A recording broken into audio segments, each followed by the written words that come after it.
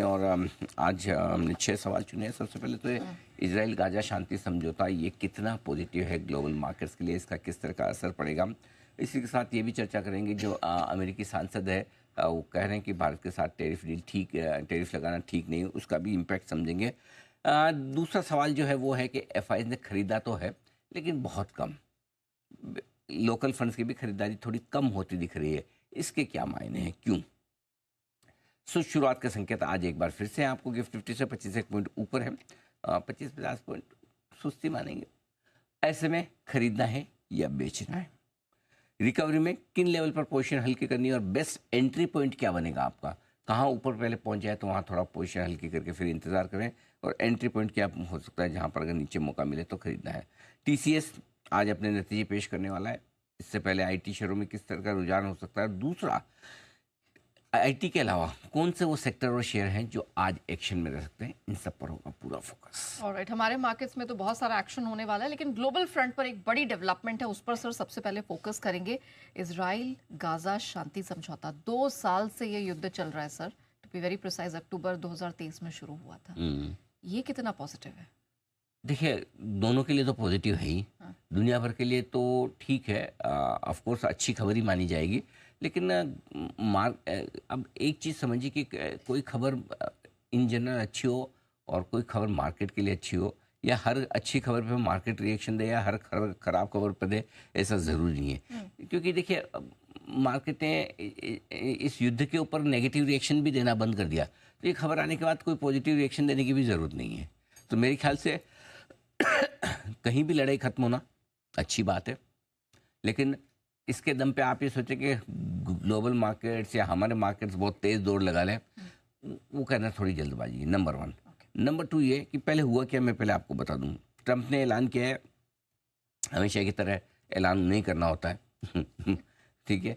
अब ये अलग बात है कि इजराइल हमेशा से उनका दोस्त रहा है, गाज़ा के पास या हमास के पास उतनी ताकत है नहीं कि उनकी बात ना माने, तो दोनों ने सहमति जता दी और पहले चरण पर हस्ताक्षर भी कर दिए। पीस प्लान जो उन्होंने बनाया उस पर हस्ताक्षर कर दिए, और इसमें होगा है कि आपस में एक दूसरे के जो बंधक हैं वो रिहा किए जाएंगे, सेना वेना आगे पीछे हटाई जाएगी, वो ठीक है, वो नीटी ग्रिटी उसमें हमें जाना नहीं है।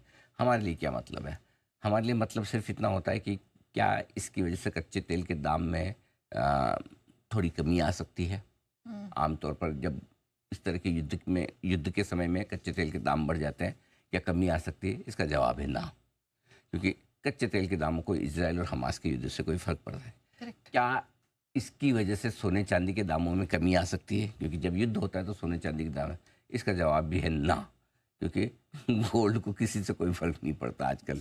मतलब वो अपनी धुन में अलग ही तरीके से चल रहा है। गोल्ड की तेजी के कई लोग पूछते भी हैं कि शांति होने के बावजूद गोल्ड, एक ज़माना था जब गोल्ड है ना जियोपॉलिटिकल टेंशन पे ट्रेड करता था, अब वो चीज़ बदल गई। अभी गोल्ड को आप सिर्फ एक रिस्क के अगेंस्ट में इन्वेस्टमेंट मानते हो, वैसा नहीं है।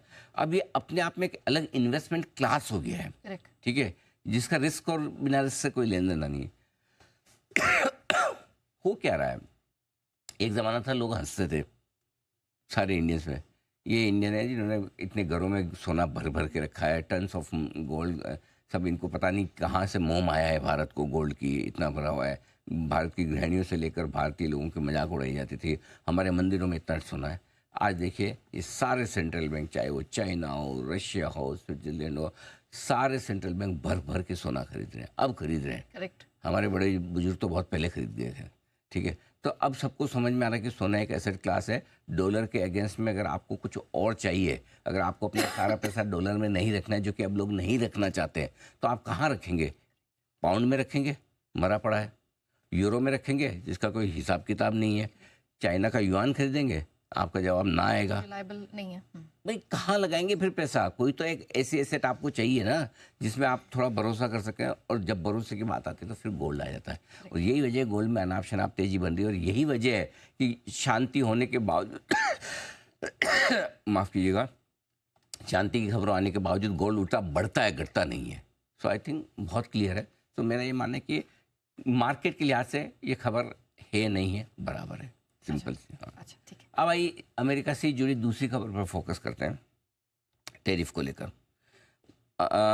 19 अमेरिकी सांसदों ने टैरिफ को लेकर ट्रंप को एक चिट्ठी लिखी है और उन्होंने कहा भाई कि जो आप इस तरह से भारी भरकम टैरिफ इंडिया पे लगा रहे हैं, इनके अमेरिका के कस्टमर्स, अमेरिका के मैन्युफैक्चरिंग सब पर थोड़ा असर बुरा पड़ रहा है।